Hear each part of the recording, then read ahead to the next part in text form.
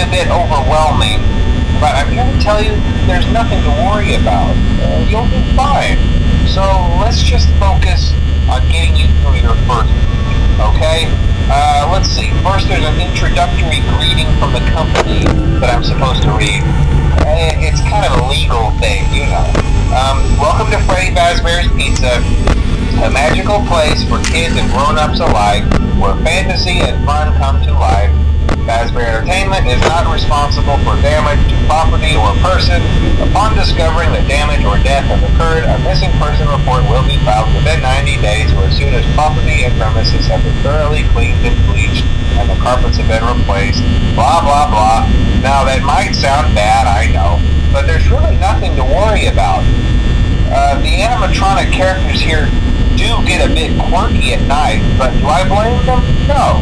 If I were forced to sing those same stupid songs for 20 years and I never got a bath, I'd probably be a bit irritable at night too. So remember, these characters hold a special place in the hearts of children and we need to show them a little respect, right? Okay. So just be aware, the characters do tend to wander a bit. They're left in some kind of free roaming mode at night. Something about their servos locking up if they get turned off for too long. They used to be allowed to walk around during the day too, but then there was the bite of 87. Yeah, it's amazing that the human body can live without the frontal lobe, you know? Now concerning your safety, the only real risk to you as a night watchman here, if any, is the fact that these characters, if they happen to see you after hours, probably won't recognize you as a person. They'll most likely see you as a metal endoskeleton without its costume on. Now, since that's against the rules here at Freddy Fazbear's Pizza, they'll probably try to forcefully stuff you inside a Freddy Fazbear suit.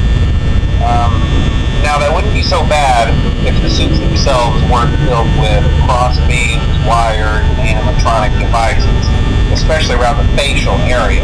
So you can imagine how having your head forcefully pressed inside one of those could cause a bit of discomfort and death. The only parts of you that would likely see the light of day again would be your eyeballs and teeth that pop out the front of the mask.